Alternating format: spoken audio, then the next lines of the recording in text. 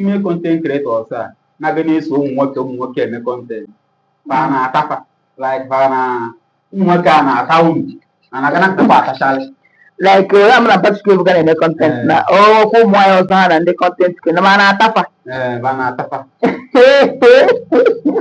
afọ ma afụ gị na-efi Igbo mgbe ọ na-agụgbala mba kọbụrụ efi Igbo kedu abụ ya dide highway ọ na-atọ na-agụgbọ sọsọ ọ ka agụgbala ike ndị a na-atachalị ndị mmadụ ya na-eme content ihe dị n'ihe ahụ na mmadụ atị na mmadụ atacharụ ma na-atacharụ ghọtago all these actors ụfọdụ n'ime ha na-ata dia female actress ghọtago mana ihe dịkwa na ọtụtụ abụ na ọ inye ata ghọtago ịjape ebe ata gị mana ịjabekwanụ na-emere biznes na-aga so mmadụ asị gị na mmadụ ataba na-ata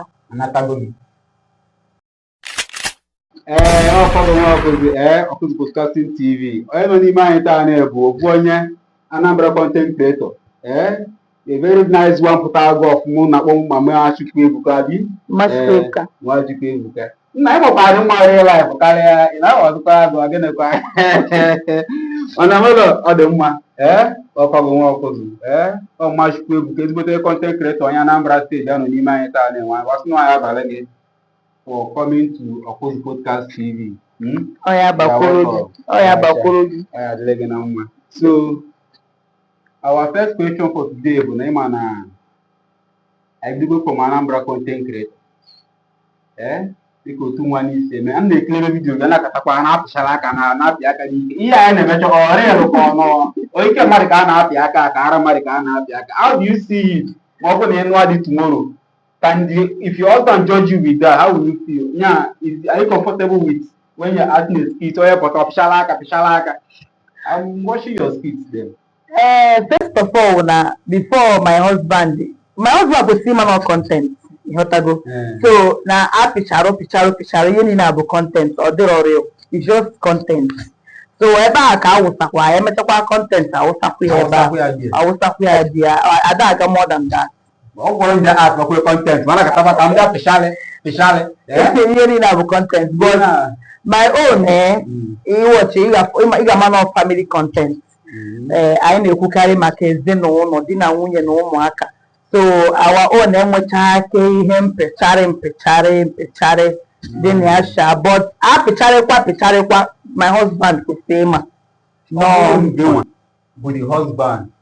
How will you feel more now? A PM marketer when your husband now blow when I ask him of content creator. On up your source, I can all an office of like yeah, right, yeah. I'll put my husband in the content before you're born happy charity. I'll put my mother now moving in a kiss now. Yeah, years old, yeah, like my dicky know what they are. My hotter no content can create. Yes, my hotter no content. I'm more than this, but Mara no a content creator. My content creator. I know man no content creator. Now Anambra State and a content creators, Anambra content creators. Na kendo bia ke like you. Makoya na motivate you of ma. Content creators dabun fo. Me motivate. Abino brother. I like Kamfa. Abino brother. One gain a crush you on. I'm my crush go on them. Oh yeah. Marco, man. Never been the power one, the poverty one. Yeah, your mind. I'm my crush on Neme, but let me go there. In the must go because when I crush what are you? You're not like yeah. I saw I get a bad day who not crush on Neme. So I like one make people. Hana yes, Hana try. Yeah, Hana try. Yeah, I don't want to tend up your like it. And the film, and the content, number of much females content creators.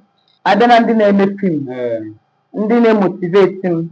Anyway, my role model was patient or uncle. You one, the care about Uncle Kakia. I am a nigga when I shoot my content now. Almost wickedness.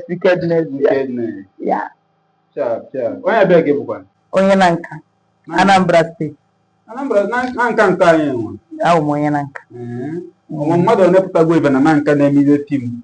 Especially Anna Macafta nobody, anywhere with Edgy, and a man is Malogo. Take after my cousin, yeah, for your neighbor.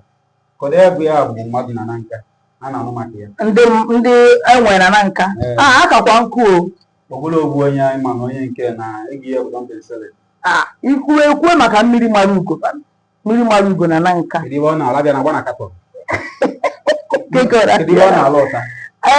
mmiri mara ugo isi mkpọ ndị ọgaranya nọ na nka ma akwụọ ebe a na-alụpụta then ikwue maka ebere nwa osuba kwuelu maka akakwa nkụ n'elu aka nkụ ndị ọgaranya bukarị nkụ na nka na ọ na m eghere etecha mana ịbịa na nka ọgaranya dị too much. Yes. So ọ dị mma ebi nwee ekwu maka single mothers. You like the way ndị mmadụ a na-like ịba ka a na-akpọba asị. Nwanne m nwoke na-achọ ịnụ single mother now, will you advise him to marry a single mother? Kekwana ihe mere ndị single mother? Cover the sharp. Ọ bụrụ mmadụ ka ha bụ. Onwe ebe ọbịa ị na-emebe ị na-like ị na-asị dịka. Ịma ndị mmadụ na-akpọ ndị single mother ashị. Ịma ha na-afụta ndị single mother ka ndị gbagidegoro akwụna ha pụta ife. Ị na-aghọta ihe onye aka asị afụta ndị single mother. Mmadụ nụkwa anụ ya bụ single mother sị mba na akwụna onye nke a apụtaghị ife mana ọ da-adịcha like that. Some of them nwere ihe mere ha ji bụrụ single mother. Ụfọdụ bụ agụkwara ha bụrụ single mother. Ụfọdụ nwekwanụ so circumstances na-eme mmadụ ọ bụrụ single mother. So ọ nweghị ọka ị ga-esi n'ọkete bịa ka ọ jọba single mother. Nwanne m nwoke chọkwa ịnụ single mother as far as na character ya dị mma ọ bụ ezigbo mmadụ no problem.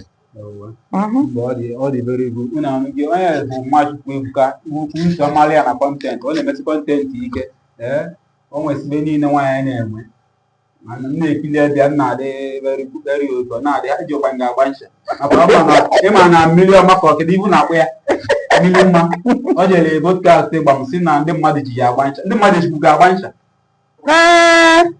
mmadụ akwa asịrị ga-asị ọkwere sọfasị ga-abụ ha pụta ha sị na ihe ha na-enebi ukwu m eziokwu na-enwere ya bụ ukwu ọsịala ọta ka abụkwa gị ebe na-anya na so ọ ga-ebereba 360 ogene ukwu gị na-erupụkwa ya ọnwa ịpụta kịta asụ na life this girl na are you single, are you married?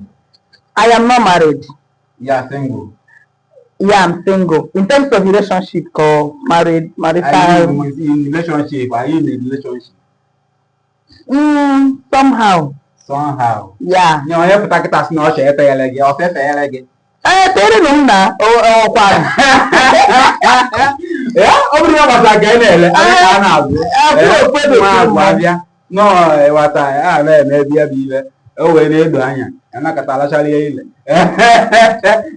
Mgbe ọ dị mma so kedu ebe nwere kedu ebe ịgba upcoming content creators like girls like you in order to motivate them? Onye ọbụla gbawa mbọ ịma na ịchụọ ọ dịghị ka ọ da-agalụ egivene up n'ọtago tobi ya one day ọ ya abanyerịrị ofu ka ị ga-awụ ime ọkụba mana ịgbagide mbọ bịa give up n'ụzọ nke ga-awụgokwa ọ dị mma na gị ọsọ gị ịgbakọtakwa mbọ kipọ mgbaba mbọ ahụ asọkwa gbakọta mbọ gị kwụsị nwaanyị ịmago na ọ na-akatakwa ọ dị mma ọ na-akatakwa ọchịalịa gị brain don't give up consistency ọ bụrụ isi oyibo ọyị ya that is very good. So ịma na ọpịa osi bịa bụ ute gị ọkwa ya ọkwa une na-eso okwu na-ekwe arịgadị ya na-ekwe mmadụ mọnụ ya ma na unu ọ bụ ndị content creators mmadụ lukata ụmụ ọ ga-aga olue unu achaba anya gbara anya cover say he has been doing cheating on me or dealing with you ọ na-akpakwala nge na ihe ọbụma Mpachukwu Ebuka ihe na o nwere ihe ga-emekọtakwa ahụ ka m na Mpachukwu Ebuka bịa nwa okwu ka ha fere ga-adị. I'm always grateful. You're always grateful. Yes. That is another best part of a content creator. Okay, what? Onye ahụ bịa bute gị onye ahụ gị na-emebe from day one gị na-emebe keep on appreciating. Mmadụ megoro gị ajọ iwe ejiri maka ụgbọbụlibe ajọ iwe mmadụ mere gị wee dee ya on a sand ebe ya ọkpụ obisha wrong one ede on a stone na-ebichara ebisha onwe nke eme gị na-elute Anakata si n'elute ime content creators a na-aga na-eso ụmụ nwoke eme content fa na-atafa like fa na ụmụ nwoke a na-ata unu na-aga na-atapa atachalị like I'm na particular bukan eme content na ko mo ayo sa na ndị content ke na mana atafa ba na-atafa afụ ma afụ gị na-efi igbo mgbe ọ na-abụ gbala mba kọbụrụ efi igbo kedu abịa dide highway ọ na-atọ na-agụgbọ sọsọ ọ ka agụgbala ike ndị a na-atachalị ndị mmadụ ya na-eme content ihe dị n'ihe ahụ na mmadụ atị na ba atacharụ ba na-atacharụ ghọtago all these actors ụfọdụ n'ime a na-ata dia female actress ghọtago mana ihe dịkwa na ọtụtụ abụ na ọ inye ata ghọtago ịjape eva va ata gị mana ịjabekwanụ na-emere biznes na-aga so mmadụ asị gị na ba ata ba na-ata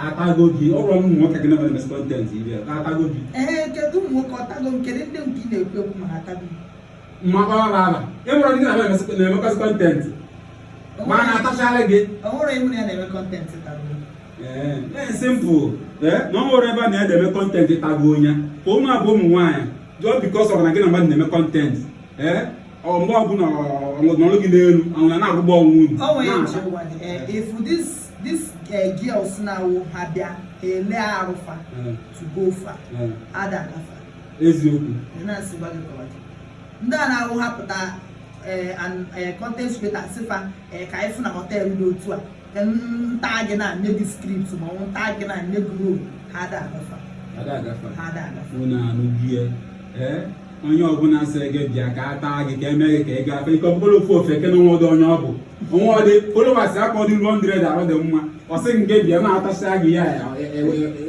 ịgba aka ozimboat last sef ugbo onwere ebe epa gị nwa na-eje masị na abalị gị nwada na nka ọya abalị gị thanks you very well Ọkụzụ Broadcasting TV sikọpanye ma wanye folokwana anyị online biko follow nụ Ọkụzụ Broadcast TV biko follow nụ ọ na-eme kekwa n'abala Facebook nke ọ na-efolo Quincy ekwesịrị iche ize tupu ma chukwu ebuta ekwesịrị iche ji eziokwu mana follow nụ na Quincy ọ na-efolo Babachukwu Ebuka Pius Comedy na anụghị mgbanụ ka ọ dị mma ka ọ dị mma ka ị na-eme ya thanks for coming nwaanyị ọma n'aka gị na awọsị bashawa ma ọ mụtara azụ mgbe ga-alụ